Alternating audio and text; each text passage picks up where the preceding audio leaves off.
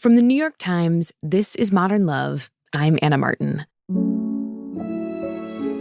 Love now and Did you fall in love last night? I love her. Love was stronger than anything you can For the love. And I love you more than anything. There's still love. Today, we have an essay about being yourself when you're dating, which is so hard to not show off, just to show up as you.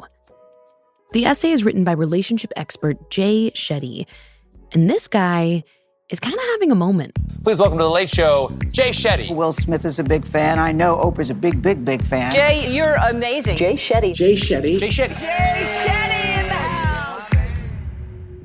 He's the go-to life coach for over 50 million followers. He's written books, he's on a world tour, and this is huge for me. He officiated the wedding of J-Lo and Ben Affleck. On his podcast, Third question is from Alana. Thank you for your question. he answers burning love questions. I've been ghosted recently for the first time. I feel like I did something wrong. Whoa, right? This is such a common one for so many people. Now, why do we need closure? Jay's advice is tailored for the internet, but it's rooted in Hindu philosophy. Jay was a monk in India for 3 years in his 20s, and that time gave him insights into the way that anyone can be more loving and more compassionate and more monk-like, even if you've never been to an ashram. Today, we have Jay's Modern Love essay about dating like a monk and how that led him to the love of his life. Jay Shetty, so excited to have you on the show. Welcome to Modern Love. Oh, thank you so much for having me. I'm so grateful to be here. So Jay, you became a monk right after you graduated university, which is not the traditional post-grad plan. How did you make the choice to dedicate yourself to this way of life? So the first monk I ever met was at a college event. I used to go and hear speakers and athletes and musicians and thought leaders speak all the time. I went there expecting very little and thinking I didn't need anything that he was going to share. But I walked out of there with a newfound direction. He was talking about how the greatest gift in life or the greatest purpose is to use our skills in the service of others. Now, when I look back, I realized that when I was 18, I'd met people who were beautiful. I'd met people who were rich. But I don't think I'd met anyone who is truly content and truly self-aware. And he was all of those things. And so I thought, well, I want those things. Those things seem to be worthy of pursuit. So, for the next 3 to 4 years, I still had relationships. I was still going out. I was still doing anything that any person does at college. But I would spend my summer and Christmas vacations often visiting his monastery in India. Oh, wow. Okay. And I'd spend the other half interning at financial companies and corporations in London, thinking that that's what I was going to do for work. And every time I'd come back from the monastery, I'd be full of joy and enthusiasm and energy. And every time I'd finish my internship, I'd think, I don't think that that's what I'm meant to be doing. So I allowed myself to live 2 separate lives because I was just trying to learn and understand. I was very young. I even skipped my graduation ceremonies because I was already in the monastery, in the ashram. Was everyone in your life, how did they react to that choice? So a lot of my friends were really confused. They were just like, what are you doing? Like, everyone was getting fancy jobs. And my extended family and community was actually quite negative. They were saying things like, you're wasting your life. You're never going to get a job again. You're joining a cult. Wow. What would you tell them was so important about this way of life that you needed to go dedicate your existence to it? Well, the 2 things that I saw the monks in those summer and Christmas vacations, what they dedicated their life to was self-mastery and service. And when I talk about self-mastery, I mean understanding ego, understanding envy, understanding what our emotions are trying to tell us and how to respond to them. And the other half was service, that they were living their life trying to build sustainable villages or food distribution programs to help the poor or disadvantaged children. And I saw them living their life in a way trying to positively impact others. And I thought, that's what I want to dedicate my life to, is figuring out what's going on inside of me and then help people figuring out what's going on outside. You became a monk in your 20s when most people are going out and flirting and going on dates. And your modern love essay kind of begins with you listing out what your priorities were when you were a monk. Can you read that part of your essay for me? Yes, absolutely. So monks are famously celibate, but celibacy doesn't just mean you're not having sex. It means you're not interacting with other people in a way that could be considered romantic. The Sanskrit word for monk, brahmacharya, means the right use of energy.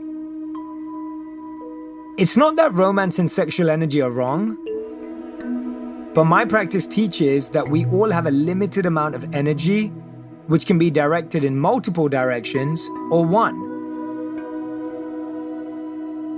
And when energy is scattered, it's difficult to create momentum or impact.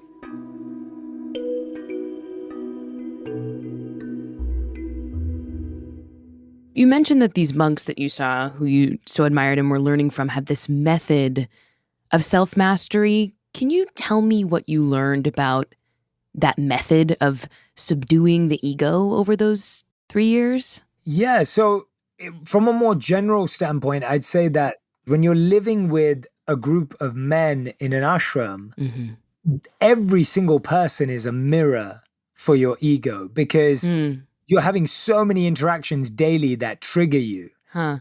What do you mean triggered? Like, you have a difficult conversation or something? Yeah, it could be a difficult conversation. It could be that someone didn't save food for you when you were late to lunch or breakfast, right? It could be that you weren't selected to give a class this morning and someone else was. And you start noticing very worldly responses to spiritual tasks. And you realize that just being in an ashram doesn't remove your ego.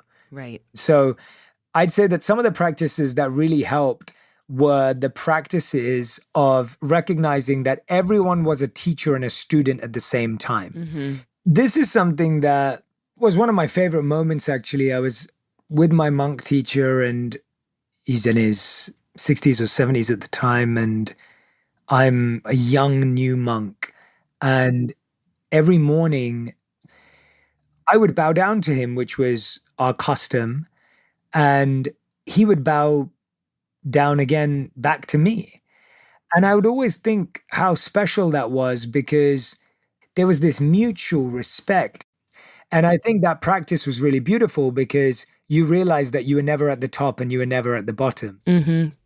Well, I want to talk about your decision to leave the ashram after 3 years. How did you make that call?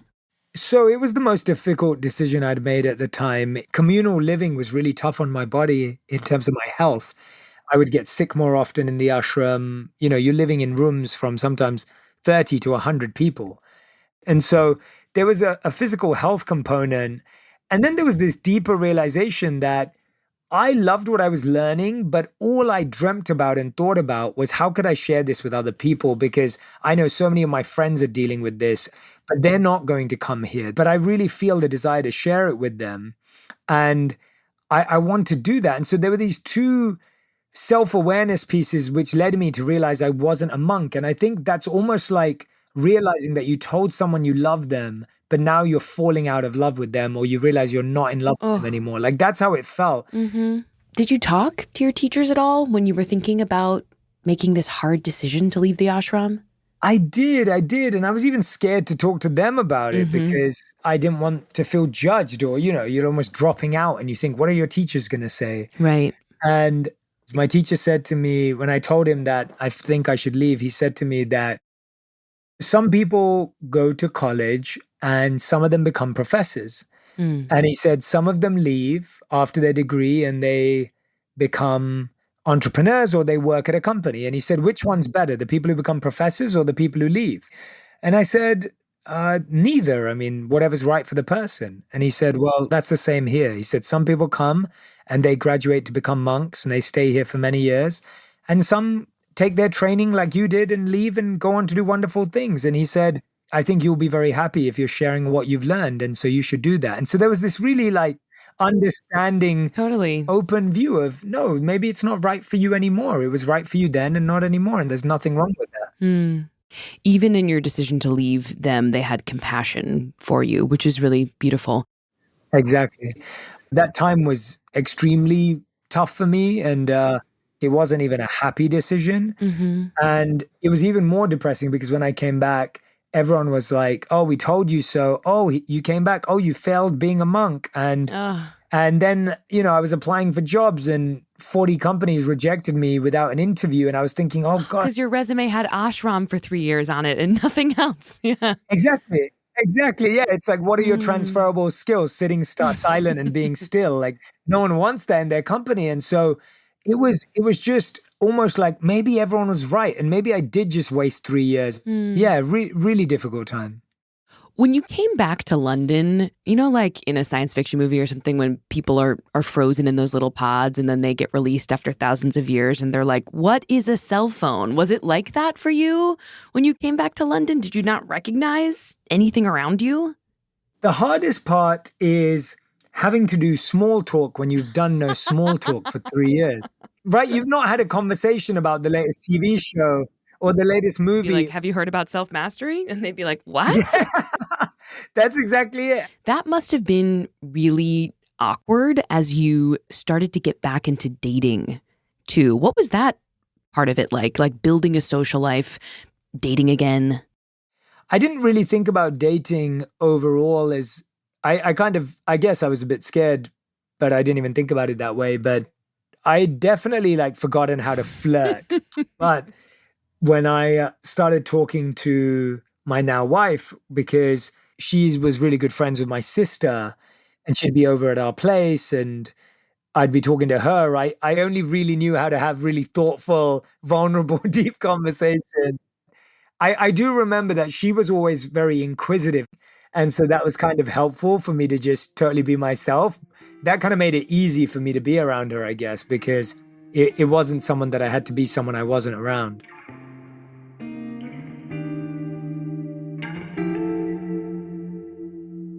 After the break, Jay Shetty goes on a date after leaving the ashram, and it does not go well. That's next.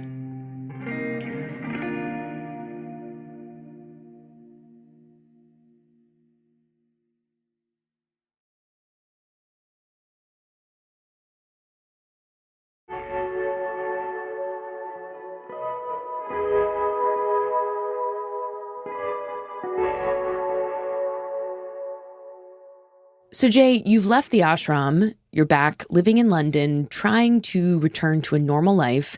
You're working, you're starting to date, and eventually you go on a date with Radhi, who is now your wife. Can you read the part of your essay where you talk about your first date with her? Absolutely. The night was going to cost me nearly a week's income, and I wanted it to be perfect. We were at Locanda Locatelli, one of the best restaurants in London.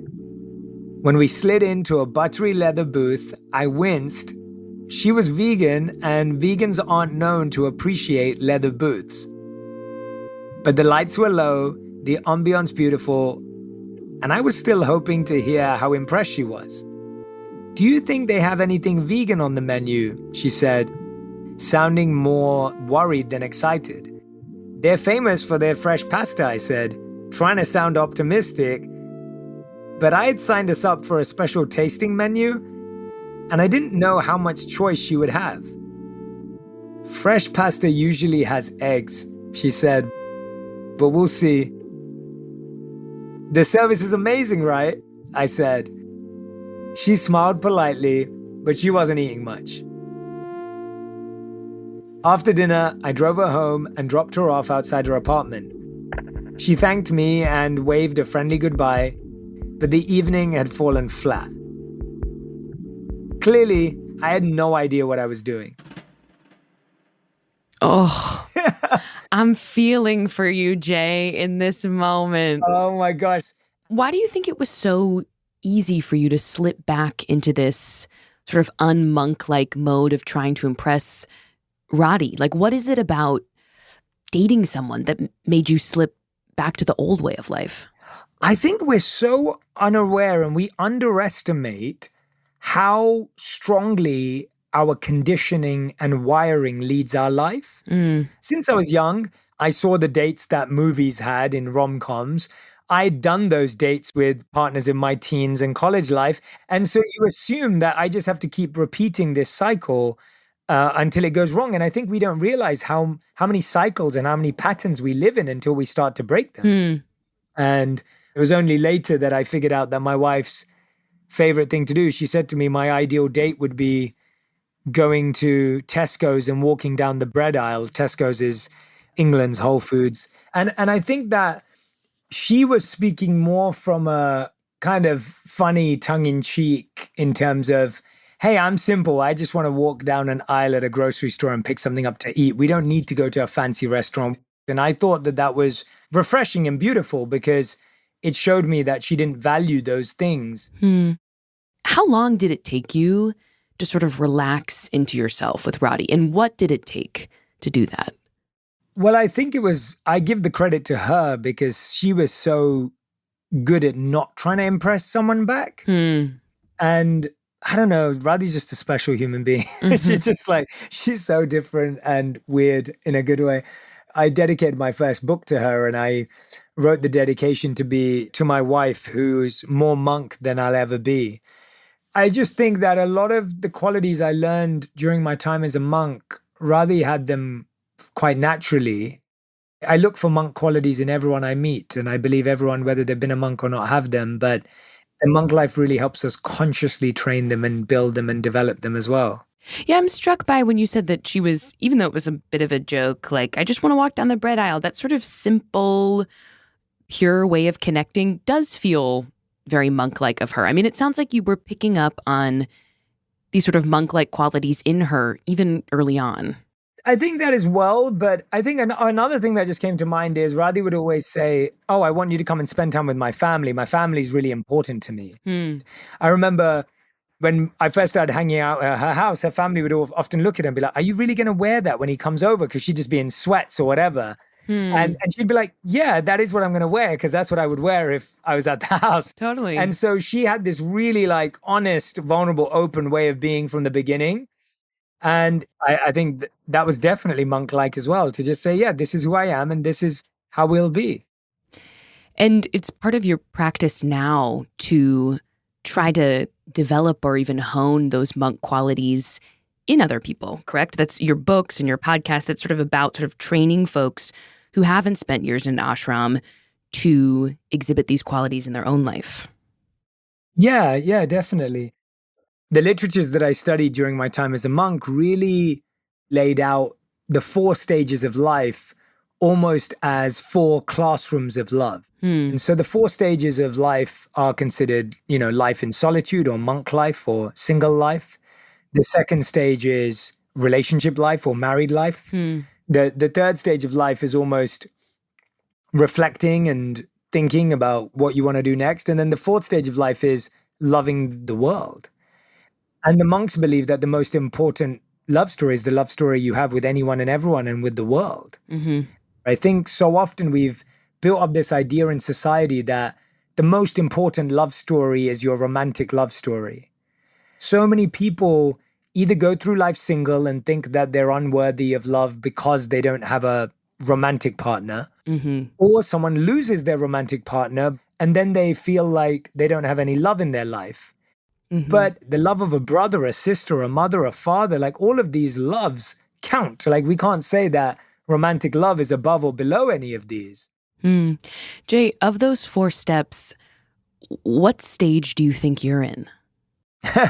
I would say that I probably have a bit of a glimpse into all of them. Wow, okay. I'm probably at step 2, practicing to love my wife and the people around me. But I have a glimpse into step 3 and 4 because step 3 requires a lot of healing to protect love within yourself. And then stage 4 is where I want to live every day, which is I want to love everyone and I want to share love with everyone on the planet. And I want to be able to spread love across the world. Well, you are on a world tour, so I'd say you're pretty far on your way to step 4. No, I guess. Well, I think I'm definitely, that's why I said glimpses, because when I'm with my teachers, I see how they live in that space. And I see how I just have a little peek, and that's good enough to prove to me it's real. And so I feel grateful that there's more to learn, though. I'm not upset I'm not there. I'm happy that I know where I have to go. All I'm trying to give people is I don't want anyone to feel shame or guilt for how they currently live. I want you to feel clarity and curiosity about where you still have to go. Jay Shetty, thank you so much for coming on the show. Thank you for having me. So grateful and appreciate your time and energy.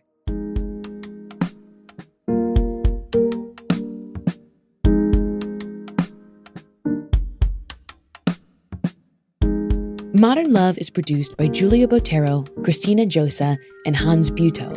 It's edited by Sarah Saracen. Our executive producer is Jen Poyant. This episode was mixed by Marian Lozano. Our show was recorded by Maddie Masiello. The Modern Love theme music is by Dan Powell.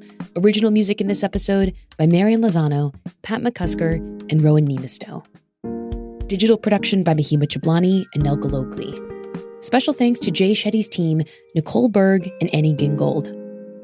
The Modern Love column is edited by Daniel Jones. Mia Lee is the editor of Modern Love Projects. I'm Anna Martin. Thanks for listening.